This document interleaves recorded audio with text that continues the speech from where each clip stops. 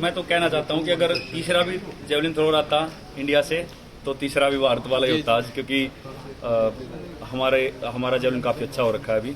पर वही है कि सिलेक्शन जो है वो रूल्स में है, तो उसके हिसाब से। पर ऑल ओवर एथलेटिक्स में भी जिस तरीके से मेडल पे मेडल आ रहे थे, गोल्ड सिल्वर ब्रॉन्ज, तो बहुत अच्छा लग रहा था। आपका कंपटीशन चल रहा था तभी साथ में और मेडल्स आते जा रहे थे, आपको पता चल रहा था उसमें क्या फीलिंग हो रही थी? इधर भी इंडिया का नेशनल फ्लैग नजर आ रहा था, दूसरी तरफ भी फ्लैग। हाँ बिल्कुल, मैं देख रहा था जब अविनाश और हमारे जो दो इंडियन दौड़ रहे थे, और फिर उसके बाद रिले भी देखी हमने, गर्ल्स की रिलेज देखी, तो साथ में पता लग रहा। लेकिन हाँ ये है कि उस टाइम पे फोकस ज़्यादातर अपने कंपटीशन पे रहता है, थोड़ा थोड़ा ध्यान उधर भी था।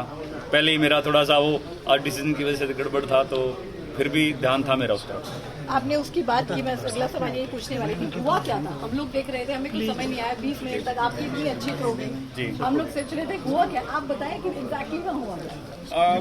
मैं वेट कर रहा था, क्योंकि थ्रो करके मैं अपने बैग के पास आ गया और मैं अपना जैकेट वगैरह डाल रहा था, तो मैं वेट कर रहा था कितना डिस्टेंस है।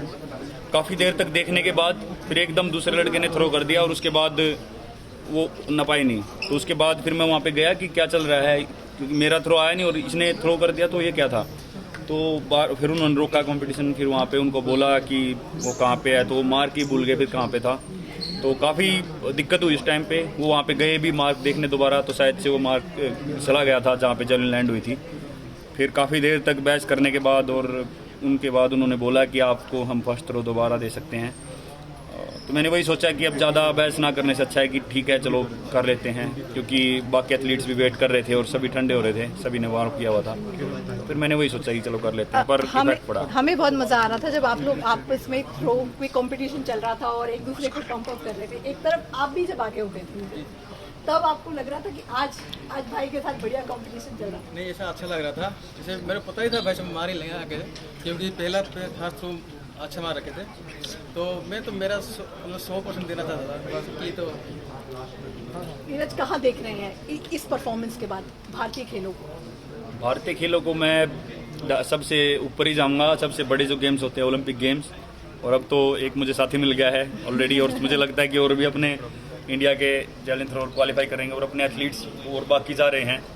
तो मैं ऊपर ही देखता हूँ ओलंपिक्स में भी, और मुझे लगता है कि जो एथलेटिक्स के कहीं ना कहीं हमें लगता था कि हमारे मेडल्स आएँ, तो अब ये है कि हाँ मेडल्स आएंगे, एक या दो नहीं शायद ज़्यादा आने चाहिए, तो वो देखते हैं हम। फिर आखिरी सवाल, एएफआई की तरफ से अंजू बॉबी जॉर्ज ने कहा कि वो जितने भी इवेंट्स हुए, चाहे आपके फाउल के साथ हुआ या फिर ज्योति के साथ हुआ, फिर आज उस पर एक प्रोटेस्ट लॉन्च हुआ, इस पर आप क्या कहेंगे? नहीं, बिल्कुल करना चाहिए और जायज़ है। अगर लग रहा है कि क्योंकि मेरे थ्रो के साथ भी हुआ गड़बड़, जेना के साथ भी हुआ, ज्योति के साथ भी हुआ, शायद कुछ बता रहे थे अनु के साथ भी हुआ, तो ये सब हम इस चीज़ में सही हैं, क्योंकि इसमें कोई भी कहीं भी हमारी तरफ से गड़बड़ नहीं लग रही।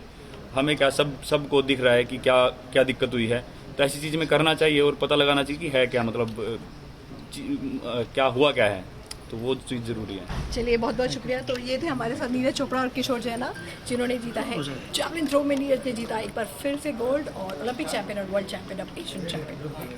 कैमरा पर्सन शंकर शर्मा के साथ किरण चोपड़ा, ज़ी मीडिया।